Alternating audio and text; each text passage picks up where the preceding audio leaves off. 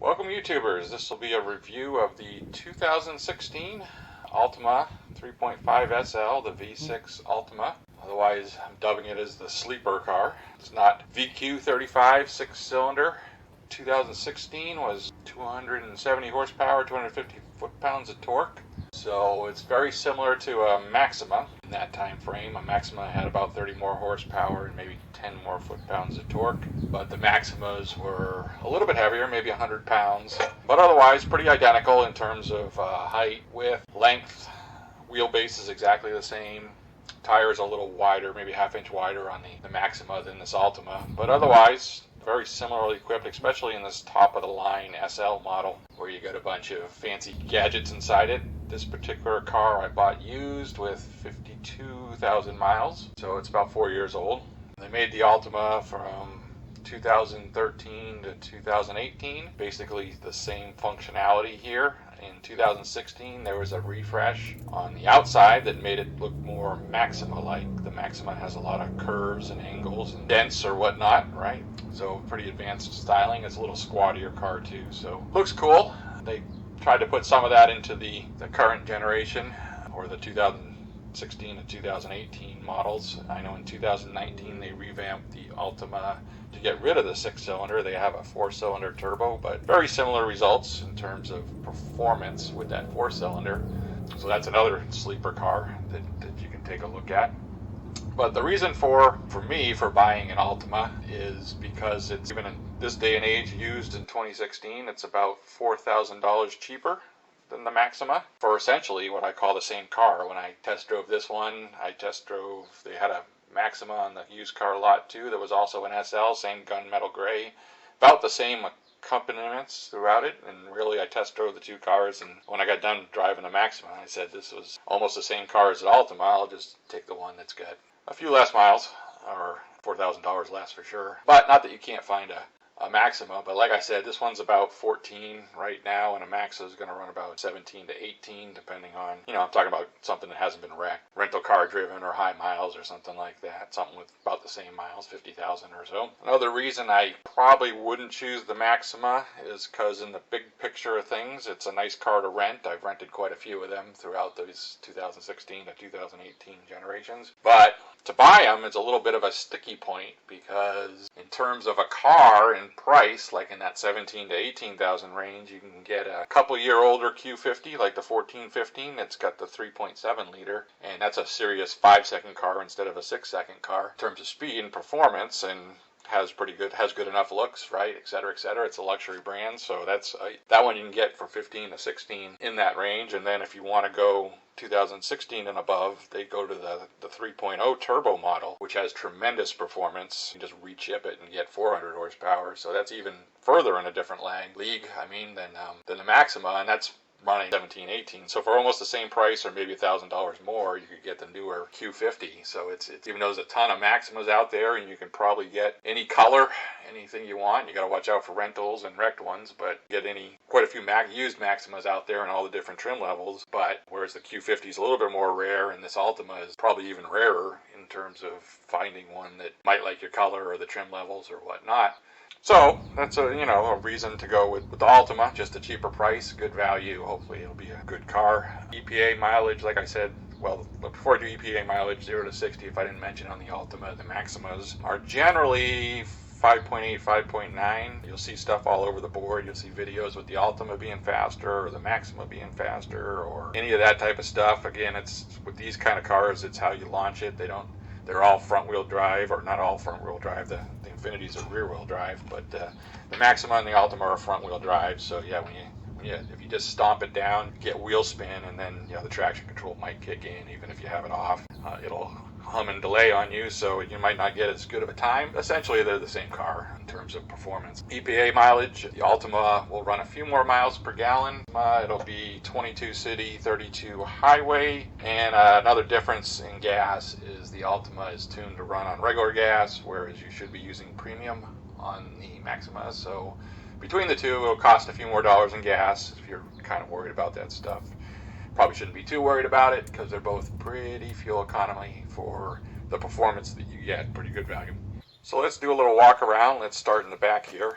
obviously the badging on the back, if you know what a 3.5 is versus the SL without the 3.5, then you know you're in the 6-cylinder model. Probably one of the other distinguishing features might be the tailpipes, although it's a little hard to see. You know, the tailpipes have a big trim on the outside to make it look sporty, but on the inside the pipes will be a little bigger on a 6-cylinder versus the 4-cylinder model. So yeah, even if you fishing wire off this badge to make it a real sleeper, they may still detect you by the pipes, but they'll certainly detect you when you stomp on the gas and you realize that it's probably the 6-cylinder model. I should mention that this SL has the optional technology package, which was an upgrade, and what that'll give you over even a 3.5 SL standard is that technology package will put front sensors into the front bumper there, sonar sensors, so you'd be able to have front end collision prevention, warning, whatever you want to call it, emergency braking, but most importantly it does the intelligent cruise control, which is a semi-nice feature. What it'll do is it'll run at whatever speed you set it, and if something's in front of you, it'll slow down and match that pace until it clears its way, and then it'll go back up to speed, so you're not always canceling your cruise control or stepping it and stopping down, up and down to try to match the pace of the car in front of you. The sensors will just do the work for you, which is kind of nice, I guess. No big deal, but if it's there, it's there. On the rear, on the SL, you get the rear sonar here, which gives you blind spot warnings, right? Those are accomplished by a pillar light, a yellow pillar light up in the pillars in the front inside the car. I like those a little bit better. They're a little more muted than like a bright dot in your mirror. Even during the daytime, it's a little bit better to read it inside than outside. So I kind of like that feature. Well, a lot of cars have that type of blind spot warning, but the SR version of this 6-cylinder did not, at least the ones I test drove, did not have that pillar feature. It will beep at you if you want to, you can turn that on or off. If you put your blinker on and you try to change lanes and somebody's there, it'll give you a little beep warning. So it's always nice to have a little safety feature like that. This model has a rear deck spoiler on it. Sometimes they don't have this spoiler. The spoiler is kind of low and flat. I like the way this looks with the spoiler as opposed to without it. So I guess that's an upgrade. For 2016, the lights front and back were redone. We're looking at the back lights here. You just got a little bit of tried to put this metal crease and break up the light to give it that Maxima feel. Like I said, it doesn't have any curves as lines as either the Maxima or the Q50, so it's a little bit down on looks that way, but it is the family driver. So again, that's another reason it's not as sporty looking. So sort of a sleeper. Here's a picture of the tailpipes. Again, like I said, just dual exhaust with the big fake looking tips on them. The trunk itself on this SL package has this chrome finish down here just to prevent scratches or whatnot, just so as you're putting stuff in and out. If you have the intelligent key, which these do, you can just walk up to it. There is a trunk release button on the key fob, but you can keep the key fob in your pocket and reach under here and push this button. The trunk will pop open for you even if you didn't unlock it. Inside, the trunk is okay. There does have a pass-through. It's got an adequate space for a sedan like this. It does have the hinges on the side here, so if you really fill it up, want to crunch those, whatever you have underneath it when the hinges come down. But yeah, it is what it is in here. Heading over the top of the vehicle, you got this nub up here for your Nissan communications and satellite radio and navigation and FM stereo and stuff, so you don't have an antenna. You have a nice little nub here that should last for a long time as opposed to antenna or not get hit on stuff. The car wash. The SL has a sunroof versus the SR version. Not as nice as some of the panoramic double sunroofs in glass tops Maxima, which is an option in those, but good enough. I don't really use the sunroof a lot. We'll talk more about the sunroof when we get inside. Down here on the front window, 28-inch wiper blade on the driver's side, so pretty big blade. Then they have a 16 on the right-hand side, passenger side, which I don't know why. 16 is kind of useless. I'm not even sure if you can get one of those really easily, but why? Just maybe you could do it with one wiper instead of two if you really want to save money there, Nissan. The front here has a nice little bulge that you can see from the inside. It's not too visual from the outside, but the inside, you can always kind of see it there. It gives it a little performance feel when you're sitting in the cockpit. I got a couple sweeping curves and steps and light. The front lights here have this cutout. That's kind of a big difference between the 13 to 15 and the 16 to 18 is that restyling, put that little cut in the light with the metal. So it's a pretty good look, I think. Up front, here's your intelligent package sensor. There's two of them up front here, and then you got some fog lights. And another big difference is they went to this Nissan V or U or whatever they call it. The chrome trim is just on the lower half and not all the way around the center. More aggressive look. sweeping down, and so that was an upgrade in the 2016 refresh. Coming along the side of the cars here, the SL runs on 18-inch wheels, 235 width, 45 profile. Happen to be Continentals, probably not the original ones, but rims are okay looking, nice in these upper SL levels. You get these aluminum rims. There's different styles to these, but good enough. Side mirrors have this integrated blinker, but they do not power fold. So this is where the base versus luxury kicks in. So you'll have to will never fold them, right? You get chrome trim. The SL package gives us that luxury look. 2 automatic power down windows, which can work off your remote. You can open them up remotely, which is kind of nice. I'll give a demo of that a little bit later. This car also has the auto start feature, which is another demo on the remote that I can do later. Both side doors have this button on the outside of the handle, and when you have the intelligent key and you walk up to it, you can push the button to lock and unlock the car. There's an option to lock either the selected door or all 4 doors. Lock and unlock. I prefer all 4 doors, but if you just wanted to do it by the door that you're next to, that's fine. Back here you have this little portal window. I'm not sure. It's a functional window though, but it doesn't move, but you can see through it. I guess it's better than a big blind spot, but kind of a weird window. Let's go ahead and open the door here in the back and take a quick look. We might as well get the back seat out of the way. You don't buy these cars for a back seat unless you got kids or pets, or you just want to stow some stuff pretty easily if you're going along, as opposed to a 2-seater. If you push the seats up a little bit, fortunately, there's a lot of front leg room, so you can do that. You will get at least fit a foot down here and fit a little bit of stuff on the floor. This one also back here, you can push a button back here, and then the right side will fold down and sort of have some cargo stowage back to the trunk. If you want to do the left side, however, you got to pop open the trunk, and there's a lever back there. So not particularly. It's not the end of the world, but it's kind of weird. I don't know if these seats are comfortable or not. I'm probably never going to sit in it. There is a fold-down armrest in the middle here, and that's sort of provides an extra couple. Since the car is so small, you can reach back and use those cup holders as extra cup holders. There's some vents back here for air conditioning, but there's nothing in terms of power ports or USB charging back here. So if you were to go on a long ride with passengers, kids or whatnot, then I think you're going to have to DIY something for your power, either hook into something or just bring a lot of portable chargers. It's kind of weird that way, but they didn't spend any money on power ports back here, that's for sure. The rear windows go all the way down, which is, they're not a big window to start with, so that's a good deal. Let me come around here and step into the driver's side.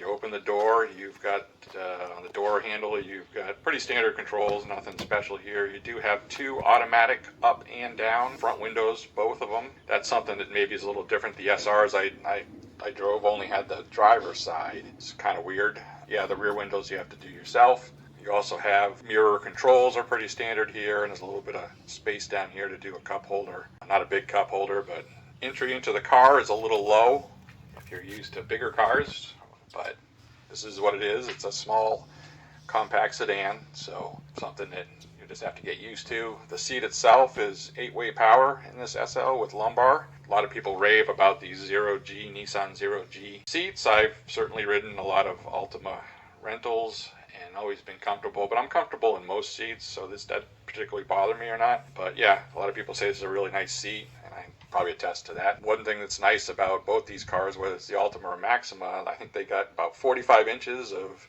leg room. I'm relatively tall at 6'2", and in this car, I don't even ride with the seat all the way back. So like I said, when the seat's all the way back, there's not much passenger room back there in the back, but you can get away with scrunching forward a bit for small travel across town with an adult in the back. So let's climb in and take a look here. On the left over here, we've got dash and interior lights, up and down brightness. You've got trip reset function. Down here a little lower, you've got down here a little bit lower, you've got traction control, trunk release, and heated steering wheel. And then way down the bottom, you got your poppers for the hood and the gas tank, and your emergency brake is on the floor over here. The steering wheel itself to me, feels a little tiny. It's not a big steering wheel. It's not particularly, all your plastics in this car, or even the soft plastics, they're not of the highest quality. They look all right, they feel all right, but they're not premium grade with super, stitching, alternate colors. They are what they are. On the left side of the wheel, you've got these up, down, in toggle switches where you can make those selections to go up and down and press it in to select it. Primary focused around like the source of the audio and your menus on the dash and your volume controls and your track controls and radio station controls and stuff like that are on the left hand side here. The right hand side, same type of arrangement. It's typically around the cruise control here. Intelligent Cruise logo here that has 3 different settings for how far you want to be behind the vehicle in front of you. They're all relatively long. Maybe I'll show a video or I'll slip it in here about driving along with that. The 2 stalks on the left hand side, you do have auto lights on these higher end SL trims, but the left side is basically your lights and your blinker. Your right side is your wipers, so you'll have to deal with 2 sets of stalks. The cruise control itself will record a digital speed, which is something that all cars don't necessarily do nowadays. So when you set it, you will get your speed setting, and it'll also, and you can, if you can set it up and down by 1 mile an hour, and it's pretty responsive to it. One thing that this car does not have in the dash is a digital speedometer itself, which is kind of interesting. It's kind of an omission, I think. You have this analog speedometer that's right on, as far as I can tell, to the GPS, but some people like the digital, especially when you're cruising along. Like I said, if you use a cruise control, you effectively have the speedometer at least up to your setting. You got a big RPM tach over here, which is okay. Paddle shifters were also column mounted. Choice of 6 selectable modes to look at. 2 of them I don't use. I forget what they are. They're like the driver assist and the fuel economy, I think, are kind of useless. And most of these things are semi-useless, but let's go ahead and walk through them. The first one here is your intro screen. It kind of pops up and splashes up. It doesn't do a lot. Now the sonar readings will come on if you're pulling into a parking space or you're backing up, then you might get a sonar ping on your menu here. It'll pop up and give you an indication that you're close. Same thing if you do, if you're coming up on a car pretty quickly, and it'll give you a warning. It'll beep at you too to brake, right? And it will emergency brake itself, so it's kind of interesting that way. So running through the menus, you have this intro screen. And then if you press it, the next one I've got set is tire pressures, which is nice. You can see the tire pressures. Of course, you've got to be driving around for a little bit to get that. Next one I use a lot is Simple Trip Computer. It's got your basic info like average speed, miles per gallon, how far you distant, how far you went, and how long you take to do it. The next one is your music. Just you can have music on screen or on your dash, right? Of course, when you change songs and stuff like that, it will pop up quickly on your dash down the bottom what the song is. Not like you can't look over at the big 7-inch screen over there to figure it out. But if you're on navigation for some reason, it'll show it there. The next screen is your navigation screen. The next screen is your warnings and your settings. The steering wheel itself is manual tilt and telescope, and so it's not power, and it also doesn't have memory seat settings like a 1 and 2. So every time you get in either your car's set up for you, and that's about it, and if anybody else gets into it, they got to adjust everything themselves manually. So that's where you get sort of that premium versus low end again. Down the center stack here, start up top, this one has a Bose radio system in it. This is your center speaker for the Bose.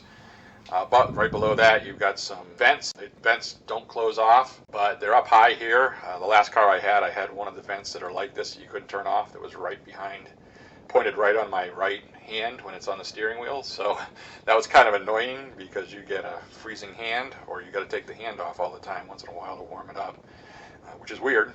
But this one here I'd be able to deal with, I think I could point it somewhere else and not have it on my hand, freeze my hand off, freeze my phone off where it is right here, because I got my phone. Don't use the CD slot typically. I'm either on Bluetooth or I've got a USB stick or, whatever, satellite or whatever I need to be.